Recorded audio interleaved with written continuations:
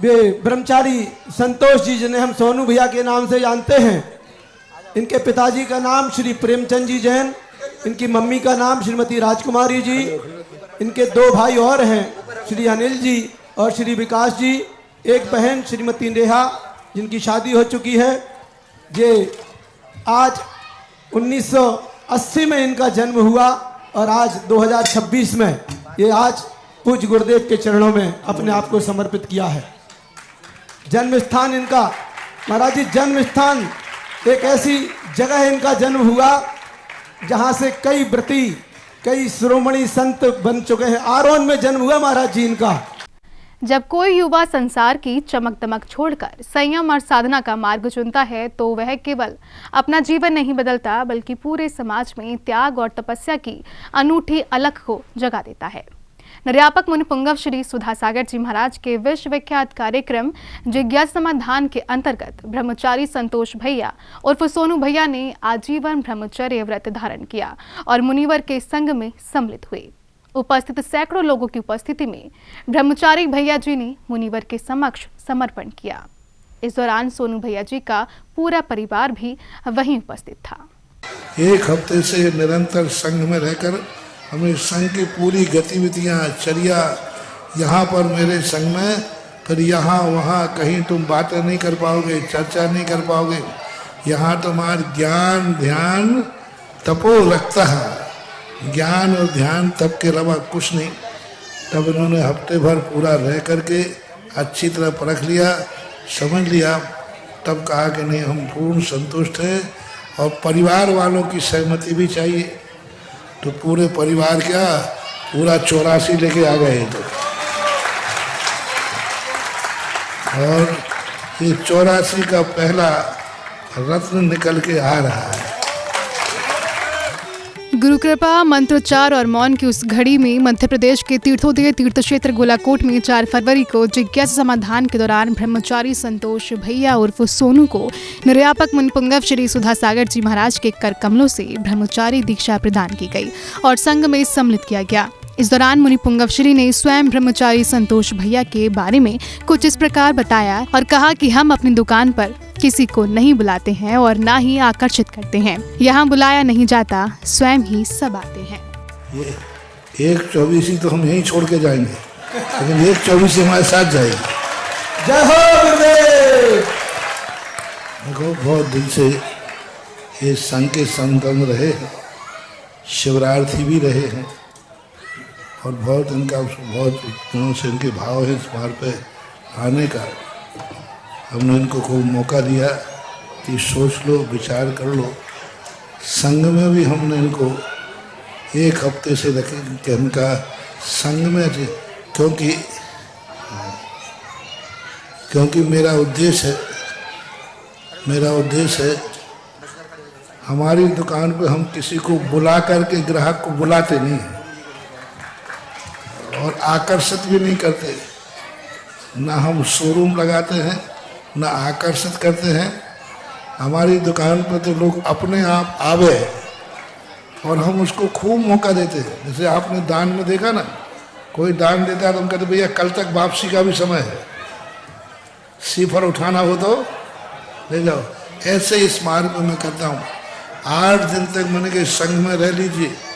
हमारा अनुशासन थोड़ा कठोर है, हमारा नेचर भी थोड़ा सा कठोर है और फिर इस कठोर अनुशासन में रह पाओगे कि नहीं, तो आवाज नहीं। 1 हफ्ते से निरंतर संघ में रहकर हमें संघ की पूरी गतिविधियां, चर्या यहाँ पर मेरे संघ में, फिर यहाँ वहाँ कहीं तुम बातें नहीं कर पाओगे, चर्चा नहीं कर पाओगे। यहाँ तुम्हारा ज्ञान ध्यान तपो रखता है, ज्ञान और ध्यान तप के अलावा कुछ नहीं। तब इन्होंने हफ्ते भर पूरा रह करके अच्छी तरह परख लिया, समझ लिया। तब कहा कि नहीं, हम पूर्ण संतुष्ट हैं और परिवार वालों की सहमति भी चाहिए। तो पूरे परिवार क्या, पूरा 84 लेके आ गए। तो और ये 84 का पहला रत्न निकल के आ रहा है। लोग कहते थे 84 बंजर भूमि है, अब देख लो बंजर भूमि है कि वहां से निकल रहा, उसमें से भी निकल के आ रहे हैं। आज हमारे संघ में आजीवन ब्रह्मचर्य लेकर संघ में प्रवेश कर रहे हैं। इसके बाद मंच संचालन द्वारा ब्रह्मचारी संतोष भैया जी के गृहस्थ जीवन के विषय में जानकारी दी और कहा कि आरोन जैसी पावन नगरी में इनका जन्म हुआ था। ब्रह्मचारी संतोष जी जिन्हें हम सोनू भैया के नाम से जानते हैं, इनके पिताजी का नाम श्री प्रेमचंद जी जैन, इनकी मम्मी का नाम श्रीमती राजकुमारी जी, इनके 2 भाई और हैं श्री अनिल जी और श्री विकास जी, एक बहन श्रीमती नेहा जिनकी शादी हो चुकी है। ये आज 1980 में इनका जन्म हुआ और आज 2026 में ये आज पूज्य गुरुदेव के चरणों में अपने आप को समर्पित किया है। जन्म स्थान इनका, महाराज जी, जन्म स्थान एक ऐसी जगह इनका जन्म हुआ जहां से कई व्रती, कई शिरोमणि संत बन चुके हैं। आरोन में जन्म हुआ महाराज जी इनका। आरोन जैसे नगर से जन्म होकर के जिन्होंने, आरोन एक ऐसी नगरी महाराज जी, जब विज्ञानमती माता जी के संग में 4-5 माता जी तो आरोन की बन चुकी हैं और दीदियां भी हैं। इसी प्रकार गुरुदेव ने कहा, अब से इनका परिवार का त्याग, समस्त चीजों से त्याग हो चुका है और अब से मैं जितना दे रहा हूँ उतना ही रहेगा। यदि मोक्ष मार्ग पर जाते हैं तो पूरे परिवार को हम संभाल लेंगे। आप खुशी खुशी आशीर्वाद दीजिए। अब इनका आज के बाद सब परिग्रह का त्याग, परिवार का त्याग, धन दौलत का त्याग, सब कुछ इनके पास कुछ नहीं रहेगा। अब इनके पास जितना मैं दे रहा हूँ उतनी रहेगा। तो धोती दुपट्टा तो है ही, पढ़ने के लिए शास्त्र दे रहा हूँ, और शुद्धि के लिए अब और बर्तन भाड़े नहीं रहेंगे, और एक कमंडल ही इनका शुद्धि का सत्य। अरे आसन होगा, बस गद्दा नहीं, पल्ली नहीं, कुछ नहीं, जो इनके पास है बस यही इनका परिग्रह है। इसी में 24 घंटे निकालेंगे, चाहे ठंड हो, चाहे गर्मी हो, चाहे बरसात हो। आज इंडिया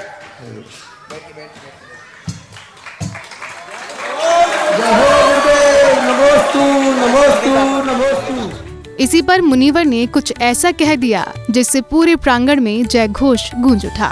सभी लोग आप लोग छोड़ने आए हो, आप लोग छोड़ने आए हो तो तुम्हें भी यही छूटना हो तो छूट जाओ। हाँ, कई बार होता है लोग दूसरे को छोड़ने आते, हमारे शास्त्रों में ऐसी कथाएं आती हैं कि दूसरों को छोड़ने गए और पीछे से वो भी उसी में बैठ गए। हाँ, भूदेव भवदेव की कथा ऐसे ही आती है कि एक का वैराग देख करके दूसरे को वैराग हो गया, तीसरे को वैराग हो गया। ऐसे बहुत शास्त्रों में कथाएं। तो किसी को इनको देखकर वैराग आ रहा हो तो सोच लो, नहीं तो पधारो, आशीर्वाद है। तो वहीं ब्रह्मचारी संतोष भैया के परिवारजनों ने भी गुरुदेव के समक्ष जिज्ञासा रखी कि सोनू भैया का ऐसा कौन सा तीव्र पुण्य रहा कि आपके पास तो निरंतर कई युवा भैया जी आ रहे हैं, महाराज जी हमको संग में ले लो, हमको बिरत दे दो, पर उनका नंबर नहीं लग पा रहा। और सोनू भैया में ऐसा आपने क्या देखा, बड़े बाबा क्या चमत्कार हुआ कि बहुत ही जल्द आपके संग में इनको प्रवेश मिल गया। नमोस्तु गुरुदेव। होनहार भली होती है तो निमित्त अपने आप मिलते हैं। तीर्थोदय का पंचवणक का निमित्त मिलना, मेरा यहाँ आना और भाव होना, ये सब जन्म जन्म के कई जन्मों का जब पुण्य संचय होके आता है तब कहीं सद निमित्त जाकर के मिलते हैं। और पुण्य के साथ साथ वर्तमान में व्यक्ति निमित्त को पहचान ले, निमित्त को पहचान ले। कई लोगों की टालने की आदत है, आज नहीं कल, कल नहीं परसों, टालते टालते ऐसे लोग भी हैं जो जिंदगी भर ये सोचते रहते हमें भी महाराज बनना, हमें बनना, और पूरी जिंदगी निकल जाती घर में पड़े रहते। कुछ लोग होनहार होते हैं जो सोचते हैं निमित्त मिला है तो तुरंत उसका उपयोग कर लो। बहती गंगा में हाथ धो लो, गंगा तुम्हारे लिए रुकने वाली नहीं है। और गंगा जब निकले तो ये होनहार होती है। अच्छे कार्यों के लिए टालना ठीक नहीं। जब अच्छा निमित्त मिल जाए, अच्छा काल मिल जाए तो ज्ञानी व्यक्ति उस कार्य को तुरंत करता है। यही ज्ञानी व्यक्ति की विशेषता कहलाती है। जिसके बाद ब्रह्मचारी भैया जी की बहन नेहा जी ने भी गुरुदेव के समक्ष जिज्ञासा रखी और पूछा कि मेरे माता पिता और मेरे परिवार का ऐसा कौन सा भाग्य उदय हुआ है। मेरी जिज्ञासा यह है कि मेरे माता पिता का और मुझ जैसी बहन का ऐसा कौन सा पुण्य है कि मतलब मेरा भाई सुधा के सागर में समा गया है। नमोस्तु महाराज जी, नमोस्तु महाराज। व्यक्ति महान आत्मा जो होते हैं वे तो स्वयं महान होते हैं, लेकिन उनके साथ संबंध जुड़ना भी बहुत बड़ी महानता का कारण बनता है। जिससे अभी सोनू भैया की बहन थी, अब ब्रह्मचारी की बहन बनेगी, एकदम महाराज की भी बहन कहलाएगी, वो दिन भी आएगा। ये सब का कोई ना कोई सबका सहयोग होता है। पूरे 84 का भी सत्पुण्य मानना चाहिए। जनता तो ना जाने कितने लोग जन्मे, कितने लोग मर गए, लेकिन कोई 84 में से कोई व्यक्ति मोक्ष मार्ग की तरफ जाता है तो उस पुण्य का 84 का भी पुण्य है, पूरे परिवार का भी पुण्य है कि वो ऐसे लोगों से संबंध हुआ जिनके घर में लोग मोक्ष मार्ग पर जा रहे हैं। जन्म होना भी अपने आप में पुण्य है, तो ये तो पुण्य है ही ऐसा। इस प्रकार संयम, साधना और त्याग की इस दिव्य घड़ी में ब्रह्मचारी संतोष भैया की दीक्षा न केवल एक व्यक्ति का आध्यात्मिक परिवर्तन बनी, बल्कि समाज के लिए प्रेरणा का संदेश भी बनी और त्याग ही सबसे बड़ा उत्सव बन गया। जैन फोकस के लिए गोलाकोट मध्य प्रदेश से ब्यूरो रिपोर्ट।